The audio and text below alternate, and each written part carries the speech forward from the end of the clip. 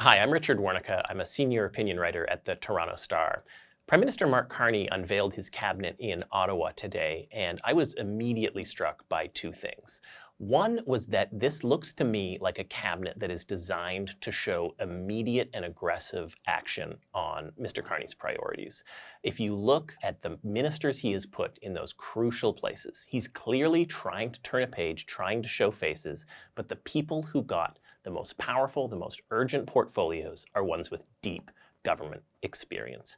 When it comes to the relationship with the United States, it's Dominic LeBlanc, government lifer, senior Trudeau aide. He is going to be managing that file. Even when he turned to complete government outsiders like Tim Hodgson, who's now the Ministry of Energy, Hodgson has an incredible financial resume. He was the CEO of Goldman Sachs Canada. But he is not a total government outsider. He was Carney's advisor when Carney was at the Bank of Canada, and he was very recently the CEO of Hydro One. So the new energy minister, political outsider, but also was recently in charge of the largest energy utility in the country. That's priority one. The other thing that stuck out to me looking at this list is that the Liberals and the Prime Minister think they could be in an election again at any time. This government could fall. They could choose to collapse it at any point. And if you look at where the new faces are from, the new people he's brought into government, both as full ministers and as ministers of state, they are overwhelmingly from the parts of the country where the Liberals felt like they struggled in the recent election.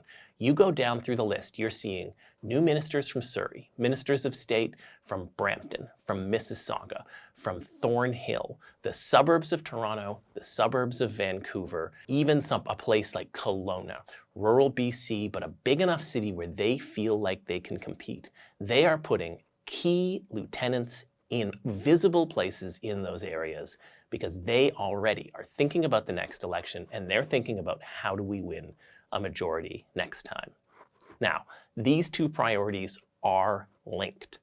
The only way they are going to beat back Pierre Poilievre's Conservatives a second time is if Mr. Carney can show real progress on the files that Canadians care about and that the Conservatives right now, even though they lost, are stronger than the Liberals. That's crime, that's housing, where former Vancouver Mayor Gregor Robertson is now in charge.